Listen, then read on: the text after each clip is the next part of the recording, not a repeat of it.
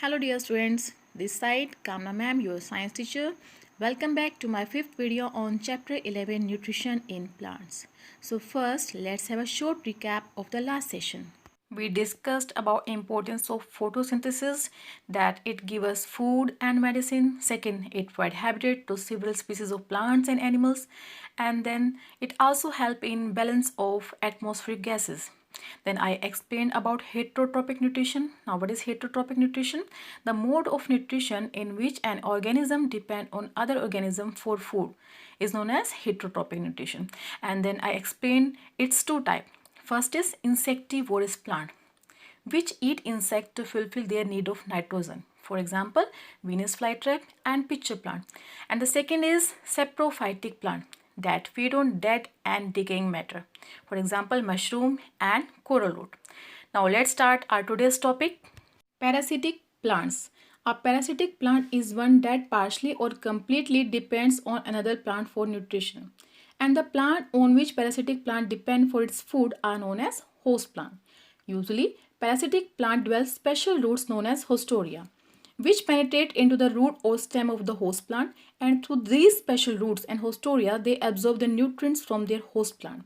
For example, cuscuta and mistletoe. Now here it is written partially or completely. What it's mean? Actually, parasitic plants are of two types. Totally parasitic or completely parasitic. And second is partially parasitic. Now what is totally parasitic?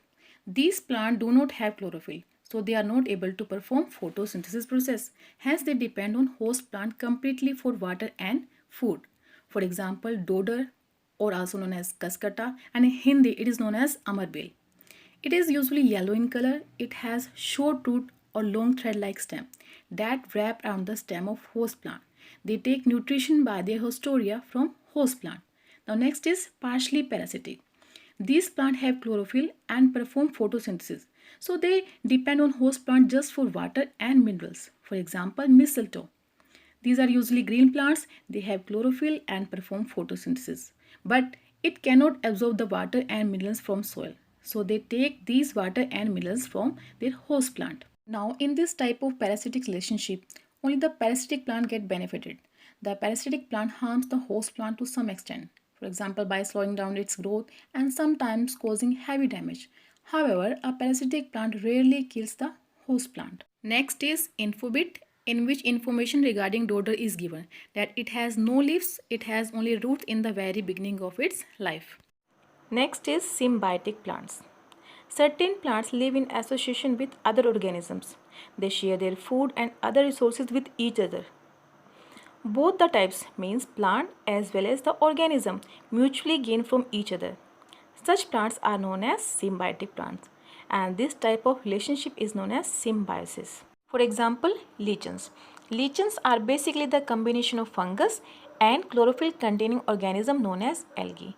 The algae provide food to the fungus, and fungus help the algae to grow in harsh conditions and places where they would otherwise not survive. Next example is root nodules of the pea plant that contain a bacterium known as rhizobium. Rhizobium convert atmospheric nitrogen into usable form. Example, ammonia for the plant, and the plant in turn provide nutrients for the bacteria's growth. Now next topic is replenishment of nutrients in the soil. Now what do we mean by replenishment? Means to fill something up again. When we grow plants in the soil, they start using the minerals and nutrients from the soil for its growth. As a result, amount of these nutrients in the soil decreases. So fertility also decreases and the crop yield fall down. So what are the methods by which these nutrients can be replenished?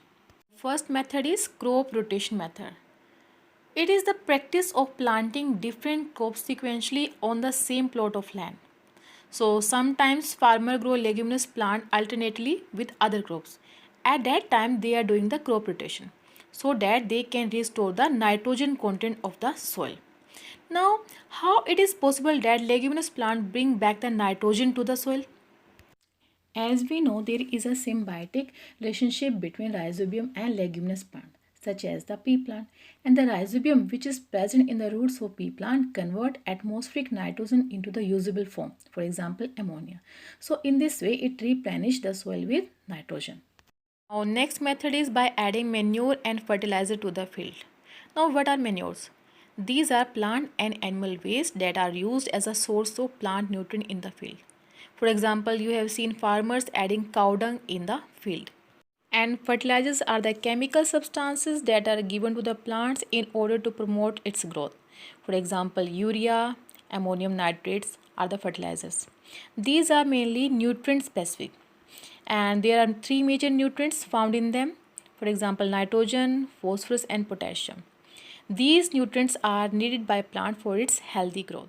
So students, this was our last topic and that's all about this chapter. Now there are few in between questions for you. Copy them in your notebook and learn them and try to make some more in between question answer. Thank you.